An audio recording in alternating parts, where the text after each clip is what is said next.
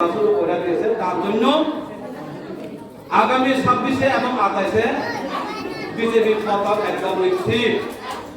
বুঝতে পারেন এই বিজেপি মানুষের জন্য অহংকার হইব। আরে বাবারে আমি তো মানুষ, পার্টি আলাদা,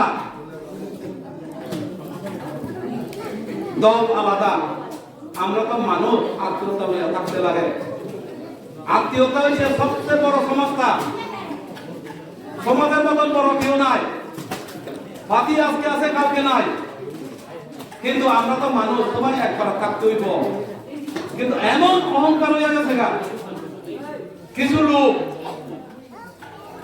মানে চোখে পর্যন্ত বড় ভাই ছোট ভাই এত বলে আমার গুরুজন, আমার বলে সেই বড় দল চোখে পর্যন্ত লাগাই দেবে। তার জন্য এই বিজেপির পতনের মূল কারণ হয়ে দাঁড়াইব আগামী দিনে। এখন দেখেন আমরা বিজেপি কেন ছাড়ছি। আসলে আগে কত মন প্রাণে শ্রমিকদের অদন্তি আইছিল, আমার বারবার রিপিট করতে হয়।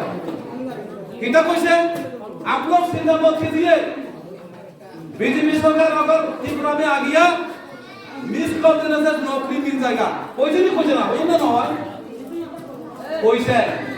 এটা মহলে কইতাছে না, এটা কিন্তু শুনিও দেওয়া করে কইছে। এই জায়গা কিতে হইল, যখন সরকার তাকাইল সবাই কিন্তু একদম তো তাকাই করতে বিজেপি ছিল। এই নাম্বারে মিস করে ফল দিলে নট শুরু দেওয়া হবে। এই নাম্বার তো কেনা বছরে 50,000 চাকরি দিব, ইয়ে এক বছরে 50,000 চাকরি দিব কইছে। কই দিতেছে 50,000 চাকরি সারা বোধহয় 8 বছরে এখনো 18 থেকে কত হইলো দাইন হারনেস মামরা বাপমরা বিভিন্ন এলাকাতে 16 থেকে 18,000 কত চাকরি দিয়েছে। এর মধ্যে কি হইয়ে যে আমরা সরকার যদি আইয়ে কর্মচারীদের 7 অষ্টম পেনশন আমরা দিব।